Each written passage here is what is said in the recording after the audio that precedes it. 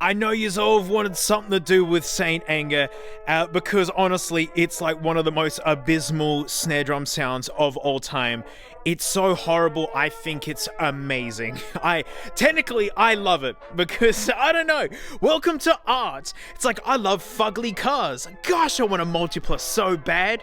And it's amazing how many big corporate meetings that thing got through and still made it to full production. Full factories, thousands of people employed to make the multipler. Same thing with Saint Anger. So many moving pieces, so many people involved, and that snare sound made it all the way to be pressed onto a disc. Hope you like boring time, because this video's reeking of it. So naturally I had to know what drum was used to create that sound, and it blew me away when I found out. There's a lot of people get really worked up about what their drum's made of. Oh yeah, maple's good for mid and high range, like birch has got more low end, you know, and steel is super ringy, and acrylic drums are like really soft, which they are. These things love scratching. So yeah, these are the warmest and the most reined in. Well, Saint Anger spits in the face of all of them, because Lars used a Ludwig Vistalite. This here is a Ludwig Vistalite. It's made of acrylic, and I'm just here to tell you what they did in post-production to make that drum sound that way.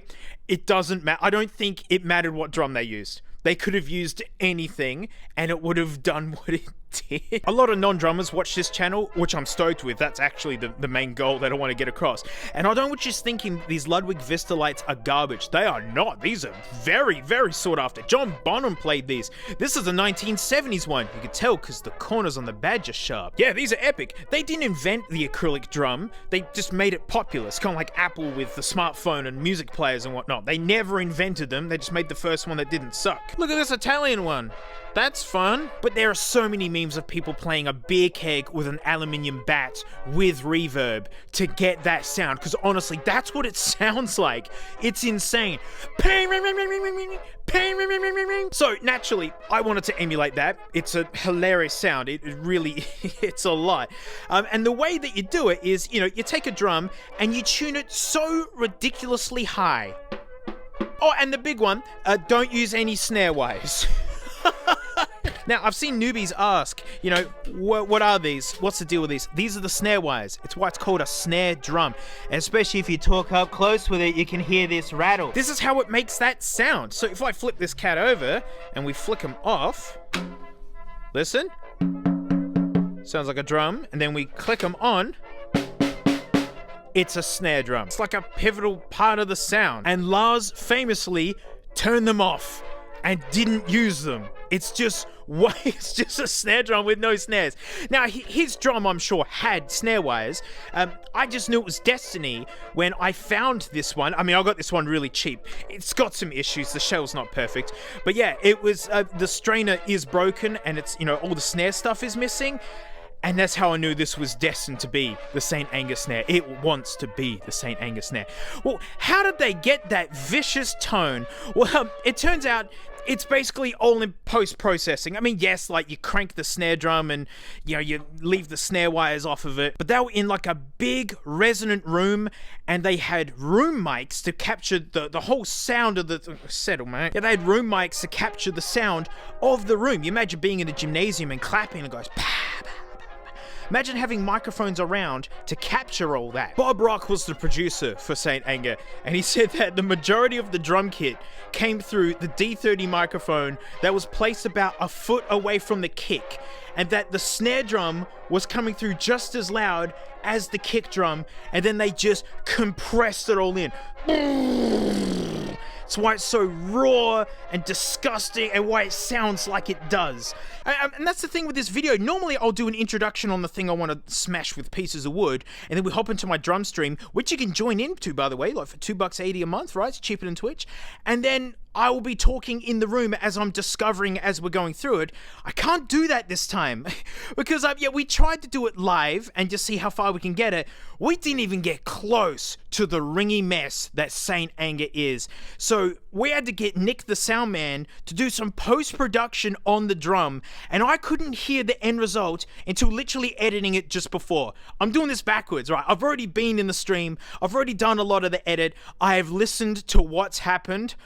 Oh my goodness. And yet, just a warning, it's pretty rough.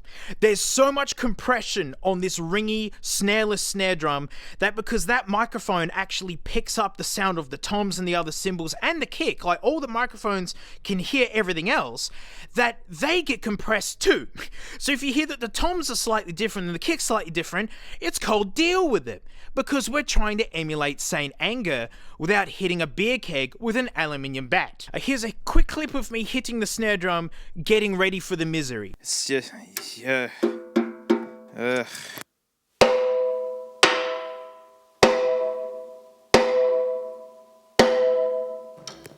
Ring for centuries. My comparison snare of choice is the Anderson .Paak snare.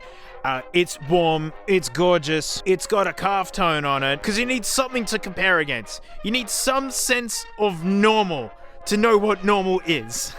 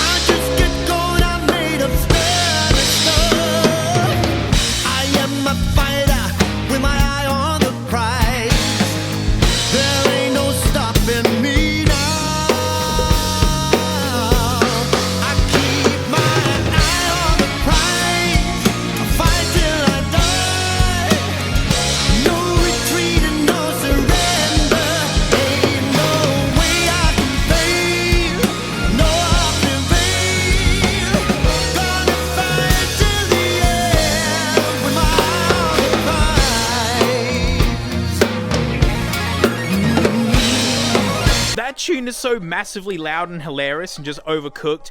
You know what? It kind of works. I'm not that against it.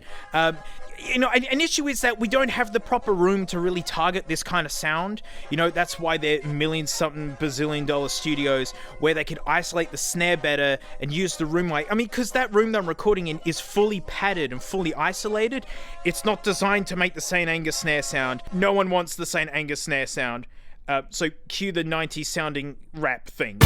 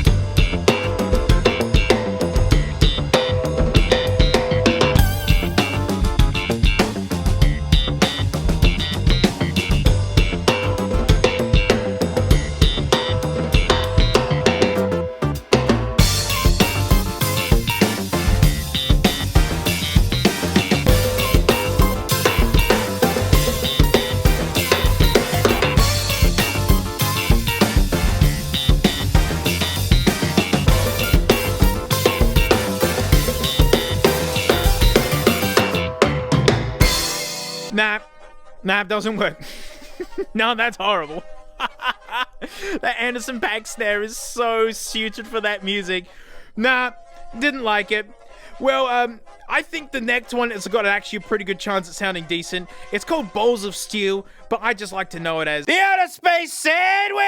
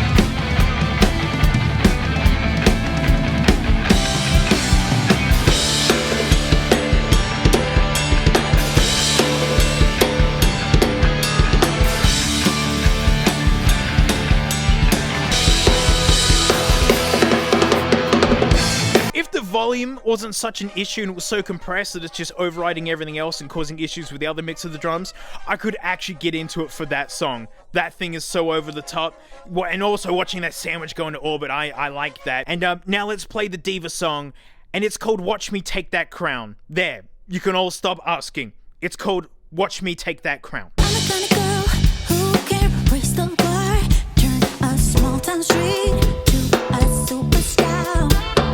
I'm the kind of girl who can break the mold, turn a faded dream into a solid gold.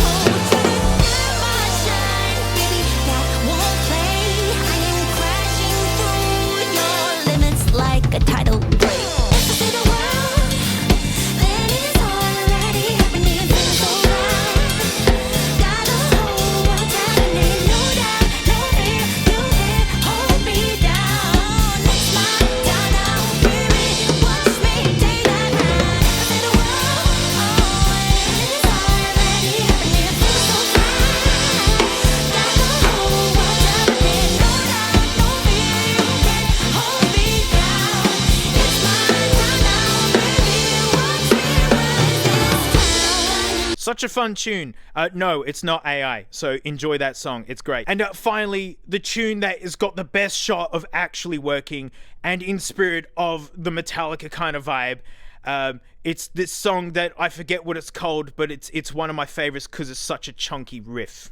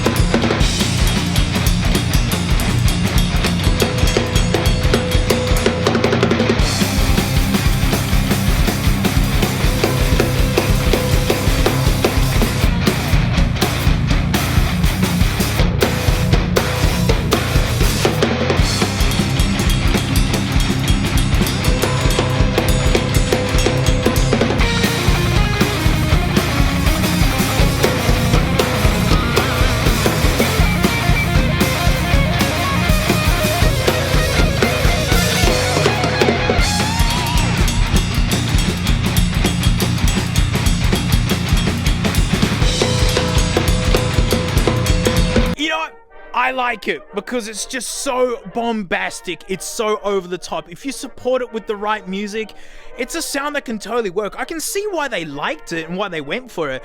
And as an artist, I respect it. And you know what? It gets everyone talking about Metallica. From a marketing standpoint, it's freaking genius. They get people going to Spotify to check out Saint Anger, and they go, oh wow, all right, that's a bit too much for me. And now they're listening to their other songs. And got them, gotchas. And that's what art is. It's about trying stuff that maybe doesn't work, but you just feel like going for it. Fun part of music history. Love that it's a Vista Light. That's so funny. Again, that just spits in the face of like what people think drum materials maybe made of. People would have assumed it was like a 14x9 steel shell or something with like diamond plate.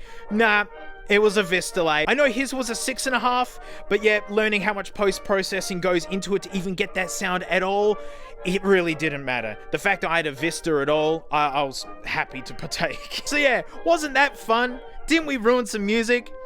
Please join the streams. They're not all like that. We play along to, we use real drums. It's not like this.